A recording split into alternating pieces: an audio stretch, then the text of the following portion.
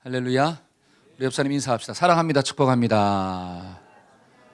한 번 더 할게요. 오늘도 은혜 받읍시다. 아멘. 우리가 말라기 말씀을 계속 주일날 묵상하고 있어요. 특별히 지난 2주 전에는 우리 제사장들에게 주신 하나님의 말씀이 무엇인가를 2주에 걸쳐서 우리가 좀 묵상했습니다. 자, 하나님이 영적인 리더, 제사장들에게 주신 말씀이 뭐죠? 첫째는 하나님을 경외하는 믿음을 회복해라. 제사장들은 하나님을 경외하는 믿음이 있어야 된다는 거예요. 두 번째는 뭐였습니까? 너희들의 입술 속에 진리의 언어가 있어야 돼. 영적인 지도자는 하나님의 말씀을 가리키는 자예요. 그러니까 하나님의 말씀을 선포하려면 내 속에 뭐가 있어야 되느냐? 마음에 하나님의 말씀이 있어야 돼요. 저와 여러분들의 마음속에 영적인 원리가 좀 충만하기를 소망합니다. 아멘. 세 번째는 뭐였어요? 영적 리더는 생각이 안 나죠, 그렇죠? 이거 해도 또 될 것 같아. 세 번째는 하나님하고 동행하는 삶을 좀 살자. 하나님과 동행. 여러분, 영적 리더는 하나님이 보는 곳에 나도 좀 봐야 돼. 하나님의 시각이 머무르는 곳에 나의 시각도 좀 있어야 되고, 그 다음에 그 사명을 이루어갈 때 따로따로 이루어가는 게 아니라 하나님하고 손잡고 함께 가는 것, 이게 동행이에요. 저와 여러분들이 하나님과 동행하는 삶이 되기를 축원합니다. 그 다음에 마지막 네 번째로 뭐였다고요? 전도의 사명을 좀 회복해라. 사람을 살리는 존재다. 진리의 언어를 선포하고 하나님과 동행하고, 그렇죠? 하나님을 경외하는 믿음은 결국은 누구를 살리는 거예요? 내가 너희에게 맡긴 양떼를 살리는 거다. 푸른 초장을 인도해야 되지 왜 사망의 길로 네가 인도하고 있느냐. 저와 여러분들은 가는 곳마다 생명을 살리는 존재가 되기를 축원합니다. 그러니까 예수 믿는 사람이 집에 들어가면 가정이 막 살아나야 돼요. 여러분, 예수 믿는 사람이 직장에 들어가면 그 직장 속에 있는 사람들이 다 살아나야 돼요. 할렐루야. 그런 존재가 누구라고 하는 거예요? 바로 나다. 한번 따서 내가 살리는 존재입니다. 시작. 그러한 자로 저와 여러분들을 하나님이 먼저 부르신 줄로 믿습니다. 아멘. 자, 오늘은 말라기 말씀 네 번째 시간으로서 성도의 결혼 생활이라고 하는 제목으로 말씀을 전하고자 합니다. 여러분, 말라기 시대 이스라엘 백성들과 리더가 영적으로 병이 들었다라고 하는 거예요. 여러분, 영적으로 병이 들면 두 가지 현상이 나타난대요. 그 첫째가 뭐냐면 제사가 타락하는 거예요. 그러니까 하나님께서 제사장들에게 하나님을 경외하는 믿음을 좀 가져라. 이 이유는 뭐냐? 하나님께 드리는 예배가 성공적인 예배가 돼야 되는데 이스라엘 백성들이 더러운 재물을 가지고 오고, 근데 너희는 그것을 점검하지도 않고 그 더러운 재물을 그대로 하나님께 드리고, 그러니까 너희들이 하나님의 얼굴에 지금 예배 드린다고 하면서 뭐를 발랐더라? 똥칠했다라고 하는 사실이에요. 그러니까 하나님이 그 예배를 안 받고 나도 너희 얼굴에 그냥 확 뭐를 바를 거야? 똥을 발라버릴 거야. 이게 제 말이 아니라 여러분, 말라기 말씀에 나와요. 네가 내 얼굴에 똥칠했기 때문에 나도 네 얼굴에 똥칠을 할 거야. 이게 뭐냐면 영이 병들면 예배가 타락하는 거예요. 예배가 타락한다는 게 뭐예요? 예배의 중요성을 깨닫지 못한다는 거예요. 대충 형식적으로 그냥 드리고 간다라고 하는 사실이에요. 하나님은 그러한 예배를 받지 않는다라고 분명히 이야기하고 있습니다. 저와 여러분들의 예배가 정말 성공적인 예배가 되기를 축복합니다. 아멘. 근데 영이 병들면 또 하나의 증세가 있는데 그게 뭐냐? 가정이 타락한대요. 뭐가 타락한다고요? 가정이 타락해요. 여러분, 교회나 가정은 하나님이 만드신, 하나님이 창조하신 공동체예요. 근데 하나님과의 관계가 병들면 그게 믿음이 병들었다, 영이 병들었다는 뜻이에요. 그러니까 하나님과의 관계가 병들면 반드시 일어나는 현상이 있는데 예배를 타락시키고, 두 번째는 가정을 타락시켜요. 그게 사탄의 목적이라고 하는 거예요. 그러면 가정이 타락될 때 일어나는 증세가 뭘까요? 타락한 가정 가운데 일어나는 두 가지 증세가 있대요. 그 첫째가 뭐냐? 하나님의 백성들이 이방신의 딸들과 결혼한다는 거예요. 자, 11절 한번 읽어봅시다. 11절. 자, 다 같이 한번 읽어봅시다. 시작. 유다는 거짓을 행하였고 이스라엘 사람 중에서는 가증한 일을 행하였으며 유다는 여호와께서 사랑하시는 그의 성결을 욕되게 하여 이방신의 딸과 결혼하였더라. 잘 보세요. 유다는 거짓을 행했더라. 유다는 하나님이 택하신 백성들이에요. 근데 그 백성들이 거짓을 행한대. 그럼 거짓말을 따라간다는 거잖아요. 그럼 거짓의 아비는 누구예요? 사단이라고 그러잖아요. 거짓의 아비는 사단이다. 그러니까 유다, 하나님이 택하신 백성들이 하나님의 말씀을 따라가야 되는데 지금 사탄이 준 생각을 따라가고 있더라. 그래서 가증한 일을 한대요. 하나님 보실 때 역겨운 일을 하고 있다라고 하는 뜻이에요. 그러면 그 하나님 보실 때 역겨운 일이 뭐냐? 유다는 여호와께서 사랑하시는 그의 성결을 욕되게 만들었더라. 여러분, 하나님이 사랑하는 게 뭐냐? 성결이에요. 거룩함이야. 이건 다른 말로 하면 하나님은 가정을 어떻게 만들었다는 거예요? 거룩하게 만들었어요. 한번 따라서 가정은 거룩한 공동체입니다. 시작.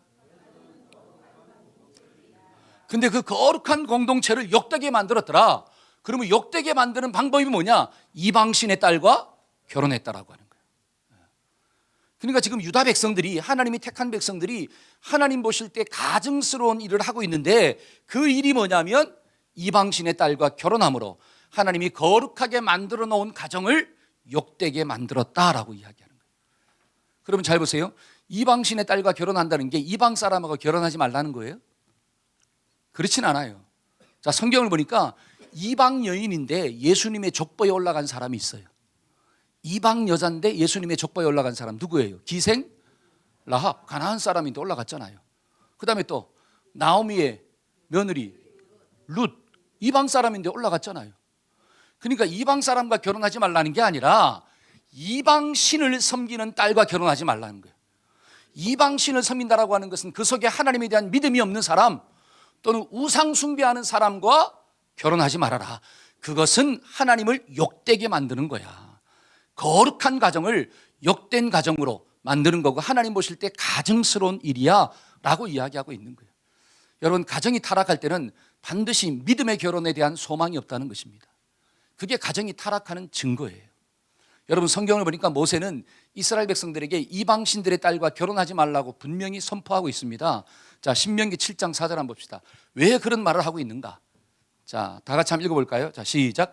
그가 내 아들을 유혹하여 그가 여호와를 떠나고 다른 신들을 섬기게 함으로 여호와께서 너희에게 진노하사 갑자기 너희를 멸하실 것임이라. 자, 그가는 누구예요? 이방신들의 딸이에요. 그러니까 이방신들의 딸들이 너희의 아들을 뭐 할 것이다? 유혹한대요. 그러면 어떻게 유혹하느냐? 하나님을 떠나도록 유혹한다는 거예요. 하나님께 예배드리지 말라는 거예요. 하나님께 나아가서 신앙생활 하지 말라는 거예요. 하나님을 떠나게 만들고, 그 다음에 두 번째는 반드시 다른 신들을 섬기게 만든다는 거예요. 우상을 숭배하게 만든다는 것입니다. 그래서 하나님을 떠날 뿐 아니라 우상을 숭배함으로 하나님의 진노가 내 인생 가운데 임하도록 한다. 누가? 이방신들의 딸들이. 그래서 너는 하나님의 택하신 백성이기 때문에 이방신들의 딸과 결혼하지 말고 거룩한 가정을 만들어 가야 돼. 근데 가정이 병들면 나타나는 현상이 뭐냐? 이방신의 딸들과 결혼하는 현상들이 일어난대요. 뭐가 병들었기 때문에? 내 속에 있는 믿음이 병들었기 때문에. 여러분, 믿음이 병들었다라고 하는 것은 하나님의 말씀을 중요하게 생각하지 않는다는 뜻이에요. 내가 하나님의 말씀을 들었지만 그 말씀이 내 인생의 다림줄이 되지 않는다는 뜻이에요. 그러면 내 인생의 다림줄은 뭐냐? 그냥 내 욕심이고 내 생각이고 내 감정대로 사는 게 더 중요하다라고 하는 거예요. 그렇게 신앙이 병들면 이런 현상들이 일어나는 거구나. 근데 이런 현상이 일어나면 반드시 뭐가 임하더라? 하나님의 무서운 심판과 책망이 임한다. 그래서 그렇게 하지 말라고 하나님은 하나님의 사람들을 보내서 미리 가르쳐 주신 줄로 믿습니다. 아멘. 여러분, 성경을 보니까 노아 시대에 물의 심판이 임하잖아요. 홍수 심판. 여러분, 홍수 심판이 임한 이유가 뭘까요? 자, 말씀 한번 볼까요? 창세기 6장 2절. 왜 하나님이 물로 세상을 심판했는가? 자, 6장 2절입니다. 시작. 하나님의 아들들이 사람의 딸들의 아름다움을 보고 자기들이 좋아하는 모든 여자들을 아내로 삼. 하나님의 사람들이, 하나님의 아들들이 사람의 딸들의 아름다움을 보고 그냥 내가 좋아하는 대로 가정을 만들었다는 거예요. 하나님은 그렇게 가정을 만들라고 말씀하지 않았다라고 하는 거죠. 거룩한 가정을 만들어야 되는데 내가 좋아하는 대로 육신의 모든 것들을 쫓아 결혼했더라. 근데 이걸로 끝나는 게 아니라 우리가 좀 전에 말씀 묵상했잖아요. 반드시 어떻게 한다고요? 하나님을 뭐하게 만들고? 떠나게 만들고. 그러니까 창세기 6장 2절 이후에 있는 말씀을 보면 뭐라고 나오느냐? 그 시대에 살았던 많은 사람들이 하나님을 떠났더라. 그 마음 가운데 생각하는 게 항상 악하였더라. 이거는 뭐냐? 하나님의 말씀이 없으므로 죄를 지어도 죄인 줄을 깨닫지 못하고 산다는 거예요. 모든 사람들의 마음에 죄가 관영하였기 때문에 그 뒤에 뭐가 나오느냐? 하나님의 물로 심판하는 심판의 사건이 나오더라. 그러니까 결국은 가정이 무너지니까 하나님의 심판이 온다는 거예요. 여러분, 소돔과 고모라가 멸망하는 이유가 뭐죠? 그 소돔과 고모라가 죄 때문에 멸망한 게 아니라 그 성에 누가 없어가지고 의인 한 사람, 의인 10명이 없어서 망했다는 거예요. 하나님의 말씀의 다림줄을 가지고 그 말씀대로 붙잡고 살고자 하는 믿음의 가정, 그 한 사람이 없기 때문에 결국 심판이 왔구나. 여러분, 솔로몬 시대도 마찬가지예요. 여러분, 솔로몬이 얼마나 지혜로운 왕입니까? 그렇죠? 여디디야. 여러분, 솔로몬의 애칭이 여디디야예요. 그 여디디야의 뜻이 뭐죠? 하나님께 사랑받은 자다라고 하는 거예요. 하나님께 사랑받은 이 솔로몬이 왜 미련한 왕이 되고 하나님의 심판을 받게 되었느냐? 그게 나와요. 열왕기상 11장 한번 봅시다. 3절과 4절 다 같이 한번 읽어볼까요? 자, 시작. 왕은 후궁이 700명이요 첩이 300명이라. 그의 여인들이 왕의 마음을 돌아서게 하였더라. 솔로몬의 나이가 많을 때 그의 여인들이 그의 마음을 돌려 다른 신들을 따르게 하였으므로 왕의 마음이 그의 아버지 다윗의 마음과 같이 아니하여 그의 하나님 여호와 앞에서 온전하지 못하였으니. 여러분, 솔로몬의 아내가 몇 명이래요? 1000명. 여러분, 1000명 이름은 그냥 다 외울까요? 만약에 우리 교회 성도가 1000명이야 그러면 제가 다 이름을 알 수가 있을까요? 저는 몰라요. 근데 여기 보니까 그 1000명 중에 하나님을 믿는 여인만 있는 게 아니라 이방 신들의 딸을 데리고 왔다라고 하는 거예요. 우상을 섬기는 다른 나라의 그 딸들을 데리고 와서 정략 결혼을 했다라고 하는 뜻입니다. 성경에 분명히 그렇게 하지 말라 그랬는데, 그래서 그 많은 여인들이 결국 솔로몬의 마음을 어떻게 했더라? 돌아서게, 누구한테로? 하나님께로부터 돌아서게 만들었다는 거예요. 그리고 거기서 끝나는 게 아니라 그들이 가져온 이방 신들을 뭐 하도록? 섬기도록 만들었다는 거예요. 여러분, 그 결과가 무엇입니까? 솔로몬 이후에 나라가 두 쪽 나는 역사가 나타나는 거예요. 하나님의 무서운 심판이 그 민족 가운데 임했다는 거예요. 여러분, 이게 너무너무 중요한 거예요. 여러분, 가정이 바르게 서지 못하면 나라는 절대로 건강할 수가 없어요. 하나님이 세운 교회 공동체, 교회가 바르게 서지 못하면 나라는 소망이 없다라고 하는 거예요. 그러나 교회가 바르게 서고 가정이 바르게 서면 나라가 아무리 죄악 가운데 있다 할지라도 빛이 있기 때문에 망하지 않는 축복이 주어지는 거예요. 저와 여러분들의 가정이 거룩한 가정 되기를 축원합니다. 아멘. 여러분, 이스라엘 백성들이 바벨론의 포로에서 돌아왔잖아요. 70년 당 고생하다가 돌아옵니다. 돌아왔을 때 에스라와 느헤미야가 한 게 뭐냐? 자, 느헤미야 13장 25절 한번 읽어봅시다. 자, 다 같이 한번 읽어봅시다. 시작.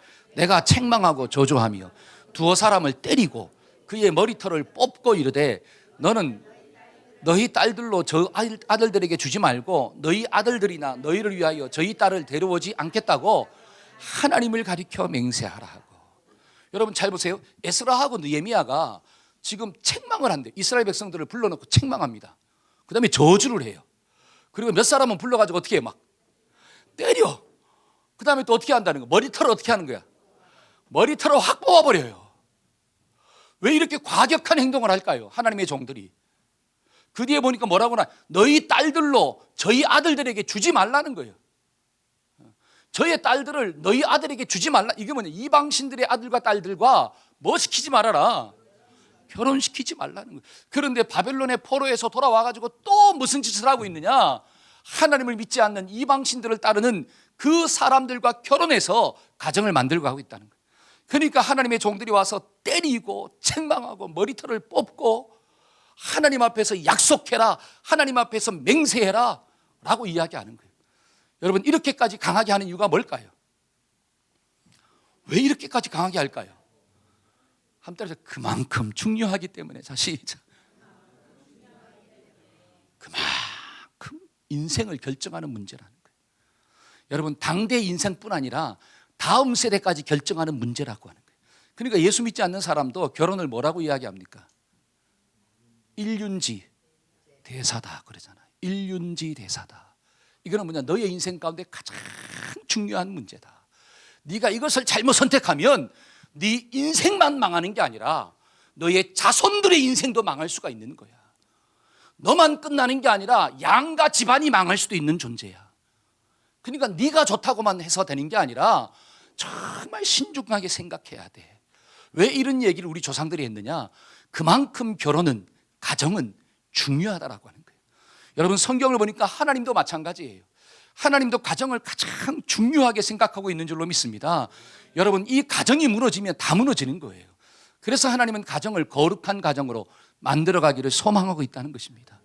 그런데 이 말라기 시대에 이 가정들이 지금 어떻게 되고 있느냐? 하나님과의 관계가 병드니까 가정이 무너지고 있다고 하는 사실이에요. 저와 여러분들이 이게 잘 깨달아지고 우리의 가정이 거룩한 가정 되기를 축원합니다. 아멘. 어느 기차역에서 두 남녀가 기차를 기다리고 있다가 눈이 맞은 거야. 썸을 타게 됐어요. 근데 기차가 자꾸 연착이 되네. 자꾸 안 와. 그래서 자꾸 이야기하다 보니까 뭐가 통하는 것 같아. 그 이야기하다가 정이 들었어요. 그리고 사랑을 하게 됐어. 그래서 어떻게 합니까? 역장님을 불러가지고 결혼을 했어. 다 결혼했습니다. 드디어 기다리던 기차가 왔어요. 연착됐던 기차가 옵니다. 그런데 남자는 상행선을 타야 되고 여자는 하행선을 타야 돼. 아시겠죠? 여러분, 방향이 다른데 어떻게 함께 할 수가 있냐라는 뜻이에요. 뜻이 다르고 가치관이 다른데 어떻게 감정이 좋다고 해서 평생을 같이 갈 수가 있느냐? 불가능하다는 거예요. 여러분, 취미가 달라도 살아가기가 힘든데, 여러분, 인생의 목적과 방향이 다르고 연이 다른데 어떻게 같이 살 수가 있습니까? 그러니까 고린도후서 6장 14절에 뭐라고 이야기하느냐? 한번 볼까요? 자, 다 같이 한번 읽어봅시다. 너희는, 시작, 너희는 믿지 않는 자와 멍에를 같이 하지 말라. 의와 불법이 어찌 함께하며 빛과 어두움이 어찌 사귀겠느냐? 그리스도와 벨리알이 어찌 조화가 되며 믿는 자와 믿지 않는 자가 어찌 상관하며 하나님의 성전과 우상이 어찌 일치가 되리요? 우리는 살아계신 하나님의 성전이라. 저와 여러분들은 하나님이 살아계신 성전인 줄로 믿습니다. 그러니까 의와 불법이 함께 할 수가 없다는 거예요. 그리스도와 벨리알이 어찌 조화가 될 수 있느냐? 불가능하다는 것입니다. 그런데 사람들은 하나님과의 관계, 말씀이 사라지기 때문에 가능하다라고 이야기하는 거예요. 그게 가정이 병들어가고 있는 첫 번째 증거라는 뜻이에요. 여러분, 제가 이 말씀을 준비하면서 성대관 집사님의 차표 한 장이 심오 있는 노래구나. 제가 불러드리기로 원했지만 제가 음치라 가지고 앞부분만 다운을 받았어요. 제가. 자, 한번 틀어주세요. 차표 한 장 손에 들고 떠나야 하네. 예정된 시간표대로 떠나야 하네. 나는 상행선, 남은 하행선, 열차에 몸을 실었다. 자, 제가 이걸 준비하면서 이거 심오하구나. 여러분, 언젠가는 저와 여러분들이 차표 한 장을 받고 떠날 때가 온다는 거예요. 하나님이 차표 한 장을 줘요. 근데 그 마지막 때 남편은 천국행, 아내는 지옥행 티켓을 받는다면 어떻게 하실래요? 평생을 같이 살다가 마지막 순간에 차표 한 장 받아가지고 떠나야 되는데 그때 아내는 천국 가고 남편이 지옥 간다면 어떻게 하실래요? 땅을 치고 후회하는 일들이 일어나지 않겠습니까? 저와 여러분들이 같은 차표를 좀 받아야 돼. 같이 천국 가기를 축원합니다. 그게 하나님의 거룩하심이에요. 하나님이 가정을 만드신 이유가 뭐냐? 하나님을 믿는 자들과 함께 거룩한 가정이 되어서 세상을 좀 정복하고 다스리라고. 하나님이 저와 여러분들을 거룩하게 만드신 줄로 믿습니다. 이런 영적 가치관들이 들어와야 되는데 하나님과의 관계가 병들면, 신앙이 병들면 이런 하나님의 말씀의 다림줄을 중요하게 생각하지 않아요. 그냥 감정이 통하면 되지. 서로가 어떤 육적인 것 좀 만나면 되지. 음향의 조화가, 궁합이 잘 맞으면 되지.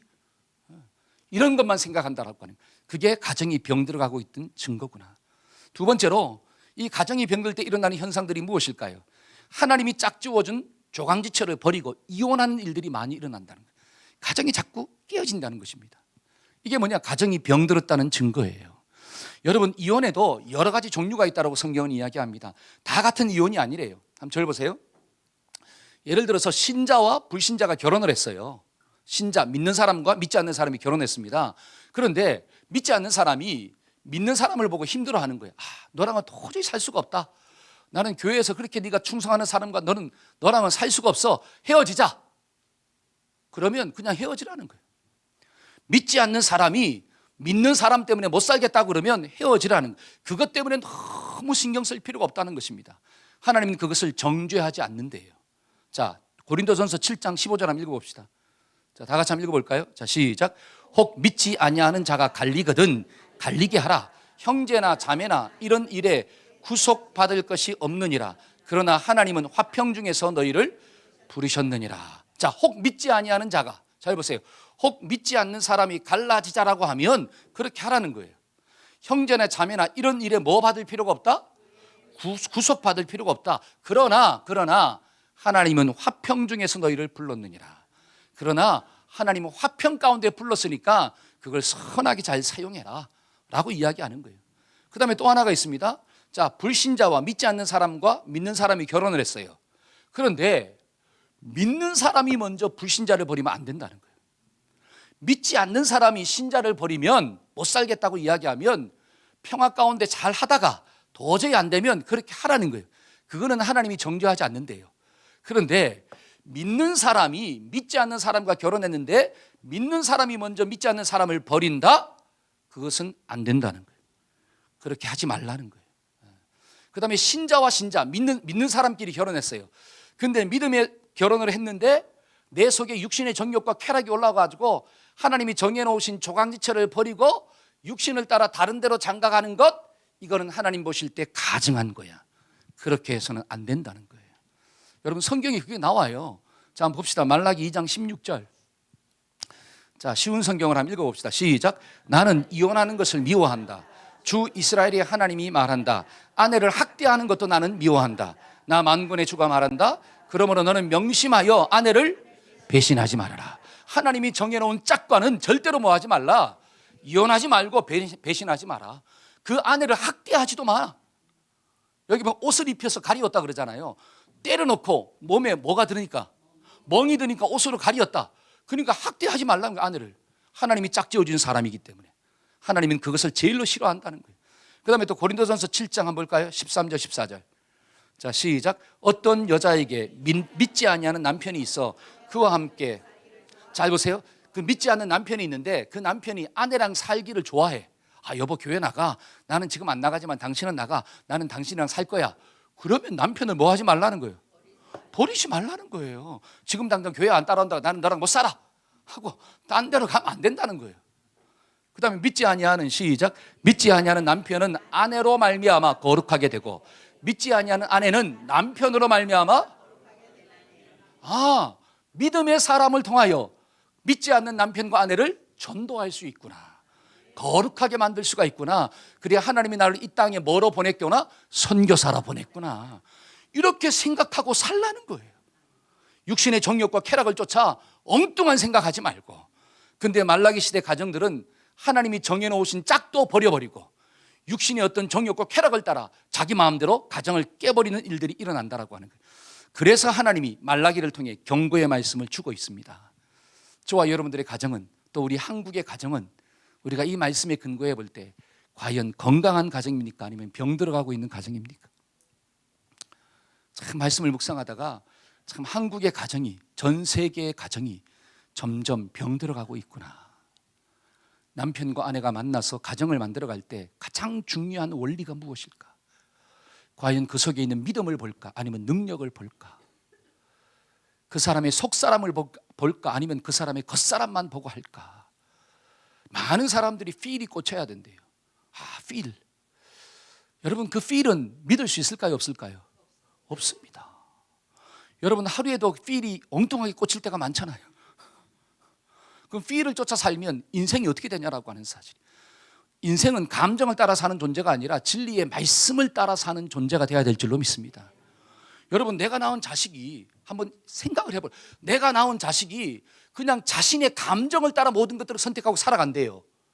그것을 보고 있는 부모는, 야, 네가 잘 산다, 그래 네 인생이기 때문에 네 감정대로 막 살아라, 그렇게 말해요? 아니면 네 속에 진리가 있어야지, 그 진리가 너의 감정을 때로는 정복하고 극복할 수 있어야지, 이런 이야기를 할까요? 어떤 자식이, 어떤 부모가 진짜 좋은 부모일까요? 그러니까 하나님은 말라기를 통해서 가정 가운데 원리를 다시 한번 이야기해 주고 있는 거예요. 저와 여러분들의 가정이 하나님의 말씀의 원리로 돌아가기를 축원합니다. 여러분, 이 시대 가정이 자꾸 병들어지는 이유는 뭐냐? 단 한 가지예요. 하나님의 말씀이 다림줄이 안 된다는 거예요. 그 말씀대로 순종하지 않아요. 그래서 자꾸 병들어가고 있구나. 그러면 병들어가고 있는 이 가정을 하나님이 보면서 어떤 마음을 가지고 있을까? 이거예요. 첫째는 뭐냐? 하나님께서 모독감을 느낀대요. 한번 따라해보세요. 하나님이 모독감을 느끼고 있습니다. 시작. 여러분 가정이 병들어가는 모습을 보면서 하나님이 막 무시당하고 있다는 느낌을 받는다는 거죠. 자, 11절을 다시 한번 읽어볼까요? 자, 유다는, 자 시작. 유다는 거짓을 행하였고 이스라엘과 예루살렘 중에서는 가증한 일을 행하였으며 유다는 여호와께서 사랑하시는 그 성결을, 잘 보세요, 하나님이 사랑하는 그 성결을 어떻게 했더라? 욕되게 만들었다. 근데 그게 뭐냐면 이방신들의 딸과 결혼하는 거예요. 그러면 하나님은 결혼이라는 것을 거룩하게 만들어 놓은 거예요. 그 거룩함이 뭐냐? 믿음의 사람과 하나님의 형상을 지닌 사람과 결혼하는 거예요. 그게 거룩함이야. 그런데 하나님의 형상을 잃어버린 이방신의 딸을 데리고 왔더라. 이게 뭐냐? 하나님의 거룩함을 욕되게 만든 행동이에요. 이 행동이 결국은 하나님께 모독감을 줬다는 뜻이에요. 자, 이걸 좀 쉽게 설명하기 위해서, 자, 야곱의 아들 에서, 야곱과 에서, 이삭의 아들 중에 야곱과 에서가 있잖아요. 그럼 야곱과 에서 중에 누가 장자예요? 에서가 장자예요. 근데 이스라엘에 보면 에서한테는, 장자한테는 특별히 주어지는 복이 있대요. 장자권이 있잖아요. 그런데 이 에서가 그 장자권을 팥죽 한 그릇에 누구한테 팔았습니까? 그 행동을 성경은 뭐라 그래요? 그 행동을 성경은 에서의 행동을 어떻게 했더라? 네가 망령된 행동을 했더라. 망령된 행동했다라고 하는 것은 하나님을 네가 모독했다는 뜻이에요. 그러면 그게 왜 하나님을 모독하는 겁니까? 자, 장자에게는 하나님이 주시는 축복권이 있어요. 그게 영적인 축복권이에요. 그런데 그 영적인 축복권보다 눈앞에 있는 팥죽 한 그릇이 더 소중한 거야. 그러니까 하나님 주시는 축복보다 팥죽이 더 가치가 있어. 그러니까 이거를 버리고 팥죽을 취한 거예요. 이것이 망령된 행동이야. 다른 말로 하나님을 모독하는 거예요. 네가 얼마나 나를 무시했으면, 네가 얼마나 나를 깜봤으면 내가 준 선물을 버려버리고 세상의 것들을 취하느냐라고 하는 거예요. 그게 바로 하나님을 무시한 거다. 하나님을 모독하고 있는 거다. 이 의미예요. 그래서 너는 망하는 인생이 되는 거야. 여러분 성경을 보니까 하나님은 안식일 날을 거룩하게 만들었대요. 그걸 좀 믿으십니까? 그러니까 다른 날들과는 구별해 만들었다라고 하는 거예요. 그리고 안식일을 그러니까 꼭 지켜라 라고 말씀했는데, 하나님이 거룩하게 구별하여 만들어 놓은 이 안식일을 다른 여러 날들과 똑같이 보는 거예요. 월화수목금토랑 주일이랑 뭐가 다르냐 이거지. 다 똑같은 날이지. 그러니까 나는 주일날도 어떻게 해요? 일하러 가는 거고 놀러 가는 거고 그다음에 집에서 쉬는 거고 꼭 뭐 거룩하게 지킬 필요가 없어. 왜? 나에게는 똑같은 날이야. 이렇게 생각하는 게 하나님을 뭐 한다는 거예요? 모독한다는 행위예요. 그러니까 네가 안식일을 어기면 너는 잘 될 수가 없어. 그러니까 구약에 있는 말씀을 보니까 안식일을 어긴 사람은 반드시 죽을 것이다라고 나오는 거예요. 하나님이 거룩하게 만들어 놓은 날을 나도 좀 거룩하게 생각하고 지키는 사람이 하나님을 존중히 여기는 거예요. 근데 그 날을 내가 무시하고 다른 날과 똑같이 보내는 사람은 하나님을 모독하게 하는 행동들이구나. 여러분 가정도 마찬가지예요. 하나님은 저와 여러분들을 하나님의 자녀로 만드신 줄로 믿습니다. 여러분 나를 하나님의 언약 백성으로 만드신 목적이 뭡니까? 이게 중요한 거예요. 왜 하나님이 믿음의 사람과 결혼하라고 이야기했을까요? 그건 뭐냐? 믿음의 가정을 통하여서 이 세대를 구원하고자 하는 게 하나님의 뜻이에요. 이게 믿어지십니까? 여러분 거룩한 가정을 통하여 거룩하지 못한 이 세상을 구원하는 게 하나님의 비전이에요. 그러니까 하나님이 이스라엘 백성들을 택하셨다라고 나오는 거야. 그러면 그래서 하나님의 택하신 백성들은 반드시 믿음의 사람과 결혼해라. 그래야지 가정을 통하여 세상을 구원하는 역사가 일어날 거야. 그런데 네가 하나님의 그 놀라운 뜻을 생각하지도 아니하고 그냥 육신의 욕심을 따라 네가 결혼하고 있어. 이게 뭐냐? 하나님의 뜻을 네가 모독했다는 거예요. 하나님의 뜻을 네가 영접 억셉트하지 않았다는 거예요. 그러한 가정은 하나님의 축복을 받을 수가 없는 거야 라고 가르쳐주는 거예요. 저와 여러분들이 가정을 통하여 하나님이 세우신 놀라운 구속 계획이 일어나기를 축원합니다. 아멘. 그러니까 우리 가정을 통해서 구원의 역사가 좀 나타나야 돼. 우리 가정을 통해 옆에 있는 사람들이 막 복받는 역사가 좀 나타나야 돼. 이때 아멘을 좀 크게 하시기를 바랍니다. 그렇잖아요. 이 가정을 보면 야 예수 믿는 가정은 뭔가 좀 달라. 그래가지고 어떻게 해요? 야 나도 교회 다니고 싶고 예수 믿고 싶어. 이런 이야기가 나와야 되는데 맨날 싸우고 있어. 똑같이 살고 있어. 그럼 뭐예요? 하나님이 흘러가지 않는데, 하나님의 구속 역사가 성취되지 않는데. 여러분 하나님의 말씀, 하나님과의 관계가 좋다는 것은 하나님의 뜻이 나의 뜻이 된다는 뜻입니다. 하나님의 비전이 나의 비전으로 다가온다는 거예요. 그러면 내가 가정을 만들어가는 목적도 하나님이 가정을 통하여 구속의 역사가 나타날 수 있도록 이 원대한 비전이 있기 때문에 믿음의 사람을 취하는 거예요. 여러분 세상도 마찬가지잖아요. 여러분 세상도 사람을 선택할 때 자기 꿈이 있잖아요. 내가 원하는 게 있잖아요. 내가 원하는 것을 이루기 위해서 어떤 사람을 선택하잖아요. 나의 꿈과 정반대가 되는 사람을 선택합니까? 아니잖아요. 내 꿈과 내 생각과 내가 중요하게 생각하는 것을 같이 이루어갈 수 있는 사람을 서로가 선택하는 거예요. 그러면 내 속에서 내가 중요하게 생각하는 게 뭐냐?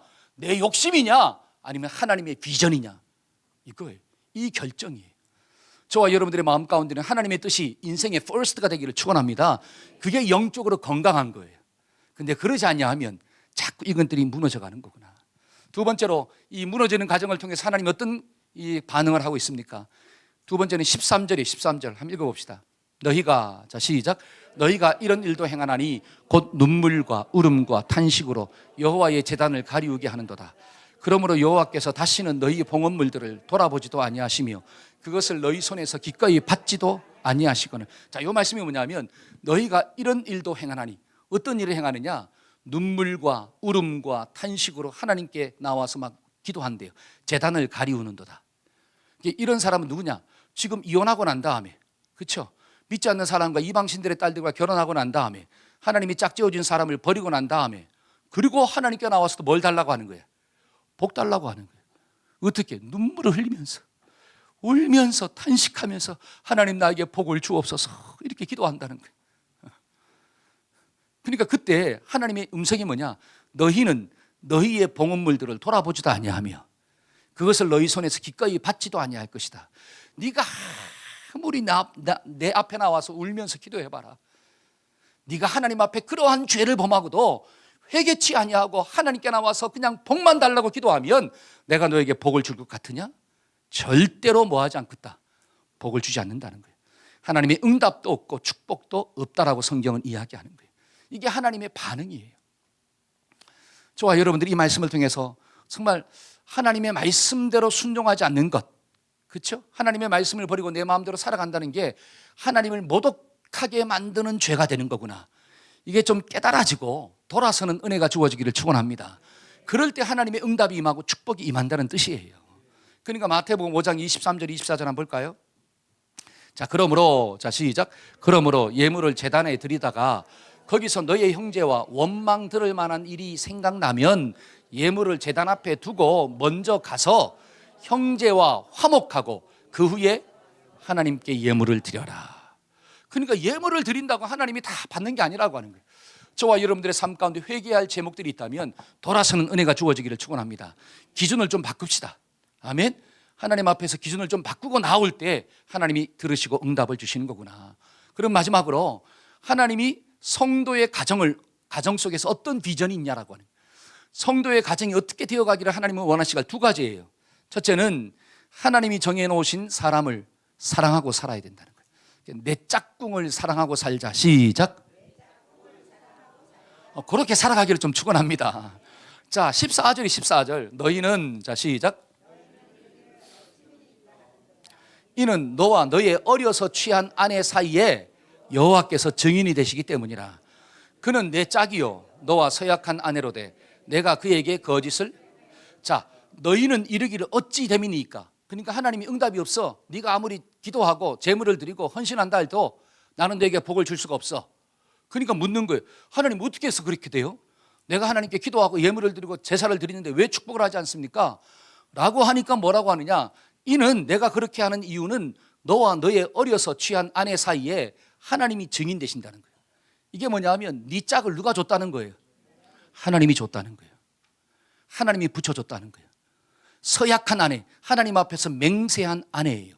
근데 네가 그에게 뭘 행하였도다? 거짓을 행하였도다. 네 욕심대로 육신의 정욕을 따라 네 아내를 버렸다. 그래서 네가 아무리 나와서 기도한다 할지라도 네가 정말로 회개하지 아니하면 너에게 응답을 주지 않을 거야. 이야. 그러면 하나님의 마음은 뭘까요? 하나님이 정해놓으신 짝과 어떻게 살라? 행복하게 살라. 한 따라서 내 짝꿍이 최고입니다. 시작. 내 짝꿍이 누구랑 제일 잘 맞아요? 나랑 제일 잘 맞아요. 우리 재용 형제한테 맞는 짝꿍은 어디 있어요? 할렐루야. 내 옆에 있는 사람이 최고로 나에게 잘 맞는 짝꿍이에요. 하나님이 짝지어줬다라고 하는 사실이야. 그렇게 생각하고 살 때 내 마음 가운데 뭐가 일하는 거예요? 하나님 주시는 기쁨과 행복이 있는 거예요. 근데 오늘날 가정이 자꾸 불행해지는 이유가 뭐냐? 같이 사는 사람은 최고의 짝꿍이 아닌 것 같고 옆에 있는 사람이 나랑 더 잘 맞는 것 같아. 다른 사람이 나랑 더 잘 맞아. 대화를 해보니까. 근데 내 남편과 아내랑 대화하니까 안 맞아. 그래가지고 자꾸 누구한테는 친절한데 다른 짝꿍한테는 자꾸 친절한데 자기 짝꿍한테는 자꾸 불친절해. 함부로 말하고. 그래서 가정이 깨지는 거예요. 근데 하나님의 기대감은 뭡니까? 하나님이 정해놓으신 짝꿍한테 제일 잘해라. 저와 여러분들이 그러한 가정 되기를 축원합니다. 여러분, 베스트라고 하는 게 뭐냐면 나랑 잘 맞는다는 뜻이에요. 하나님이 알아서 나에게 잘 붙여줬다라고 하는 뜻입니다. 저와 여러분들 이런 생각을 가지고 살면 반드시 그 가정은 행복한 거예요. 두 번째로 하나님이 가정 가운데 두시는 소망이 뭘까요? 그건 뭐냐? 경건한 가정을 통하여 경건한 자손을 낳는 게 하나님의 기대감이에요. 한번 따라서 경건한 자손을 낳아야 합니다. 시작. 여러분, 이게 좀 영접되기를 축복합니다. 자, 15절. 그에게, 자, 시작. 그에게는 영이 충만하였으나 오직 하나를 만들지 아니하셨느냐? 어찌하여 하나만 만드셨느냐? 이는 경건한 자손을 얻고자 하심이라. 그러므로 내 심령을 삼가 지켜 어려서 맞이한 아내에게 거짓을 행하지 말지니라. 잘 보세요. 그에게는 영이 충만한데 오직 하나를 만들지 않았느냐? 자, 절 보세요. 하나님이 아담을 만들었잖아요. 그러면 아담을 만드신 하나님은 여자를 1000명이나 더 만들 수 있는 능력이 있어요. 왜? 하나님이 사람을 만드시니까 더 많이 만들 수가 있잖아요. 근데 그 하나님은 아담한테 누구만 만들어줬어? 하와 한 사람만 만들어줬다는 거예요. 그 이유가 뭐냐? 경건한 가정을 만들기 위해서. 그러니까 성경이 말하고 있는 경건한 가정은 일부 일처제예요. 일부 다처제가 아니라. 그게 하나님의 원리예요. 그래서 그런 거룩한 가정, 경건한 가정을 통하여서 무엇을 낳고자 한다? 경건한 자손을 얻기 위해서 내가 경건한 가정을 만든 거야. 저와 여러분들이 이게 좀 들어와야 돼요. 여러분, 하나님이 가정을 거룩하게 만들어가는 이유가 뭐냐? 왜 남편과 아내가 만나서 서로 행복하게 살아야 하는 이유가 뭐냐? 그러한 가정 가운데서 뭐가 나오느냐? 경건한 자손이 나온다는 뜻이에요. 여러분, 경건한 자손이 뭡니까? 경건한 자손은 하나님을 사랑하는 자손이에요. 하나님을 믿는 자손을 이야기합니다. 그러니까 경건한 자손을 놓으려면 반드시 부부가 하나님을 사랑해야 되고 부부가 하나님이 주신 짝으로 여기고 사랑의 모습을 보여줘야지 그 태어난 자식이 하나님을 사랑하고 그 다음에 또 가정을 만들었을 때 서로를 사랑하는 경건한 자손이 될 수 있다고 성경은 이야기하는 거예요. 그러면 하나님이 경건한 자손을 낳고자 하는 목적이 뭘까요? 왜 하나님이 경건한 자손을 놓으려고 할까요? 그 이유가 무엇입니까? 이게 중요한 거예요. 여러분, 경건한 자손이 나와야지 그 다음 세대를 하나님이 책임질 수가 있잖아요. 저와 여러분들은 지금의 세대를 책임지지만 내 다음의 세대는 누가 책임지느냐?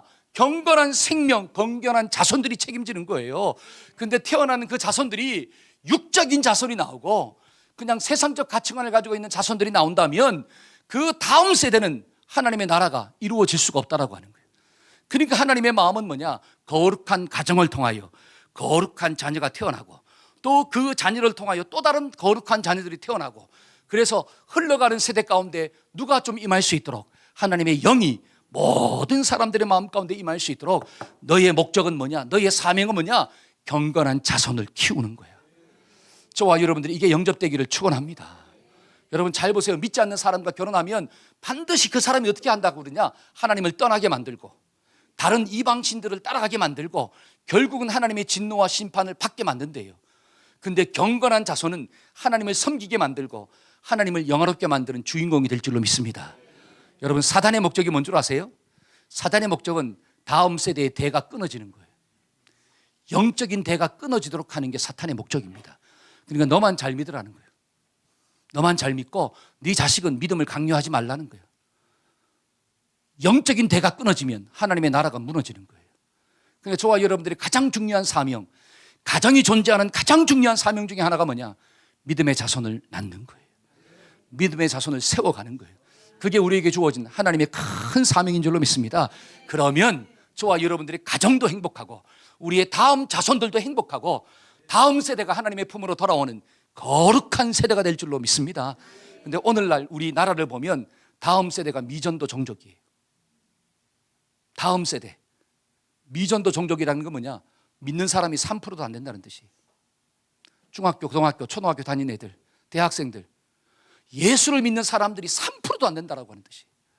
미전도 종족. 아프리카가 미전도 종족이 아니라 이제는 우리나라도 미전도 종족으로 바뀌어가고 있습니다.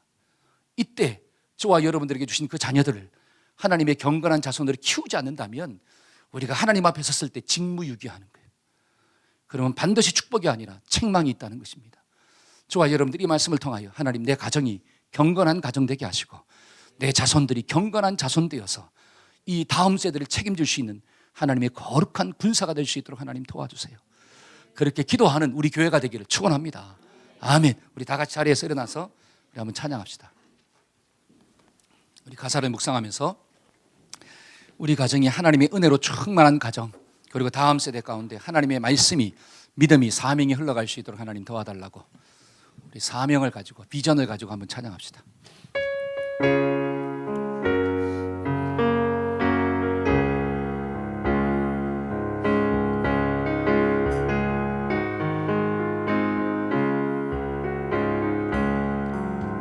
사철의 봄바람 불어있고 하나님 아버지 모셨으니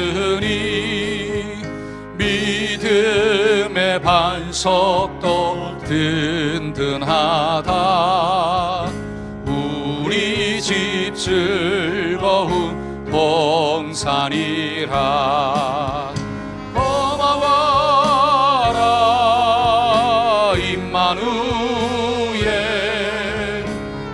예수만 섬기는 우리 집 고마워라. 임마누엘 복되고 즐거운 하루하루. 어버이 우리를 보이시고 동기들 사랑에 뭉쳐있고 기쁨과 서름도 같이 하리. 한간의 초가도 아멘 아멘. 고마워라 임마누엘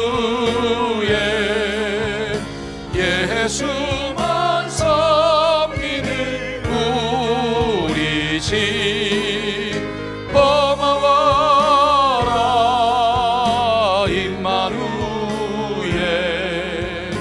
복되고 즐거운 하루하루. 아침과 저녁에 수고하여 다 같이 일하는 온 식구가 한 상에 둘러서 먹고 마셔. 여기가 우리의 나. 아멘 아멘. 고마워라 임마누엘 예수만 섬기는 우리 집 고마워라 임마누엘 복되고 즐거운 하루하루. 아멘. 우리 가슴에 손을 얹고 한번 기도 받읍시다. 하나님, 우리의 가정이 이런 가정 되기를 소망합니다. 모든 식구들이 한자리에 둘러서 하나님을 찬양하며 하나님께 기도하며 말씀을 들으며 진리의 말씀 앞에 조정되어지는 영적인 거룩한 가정 되게 만들어 주옵소서. 하나님, 우리의 자손들이 경건한 자손 되기를 소원합니다. 그리하여 그들에게 주어진 다음 세대를 하나님의 품으로 인도할 수 있는 믿음의 선한 일꾼들이 될 수 있도록 하나님 축복하여 주옵소서. 하나님, 이 일에 우리의 목숨을 걸게 만들어 주옵소서. 하나님 주신 그 사명이 나의 사명으로 영접될 수 있도록 하나님 도와주옵소서. 하나님, 이 시대 엄마 아빠들의 마음 가운데 하나님 이 놀라운 비전이 있어지게 만들어 주옵소서. 하나님이 나에게 맡겨주신 귀한 양떼들을, 귀한 자녀들을 하나님 경건한 자손으로 만들기를 소원합니다.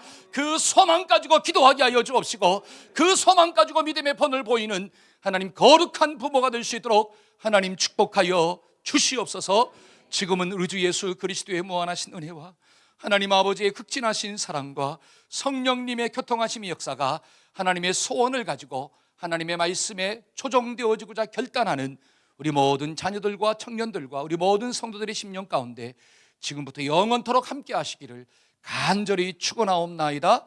아멘.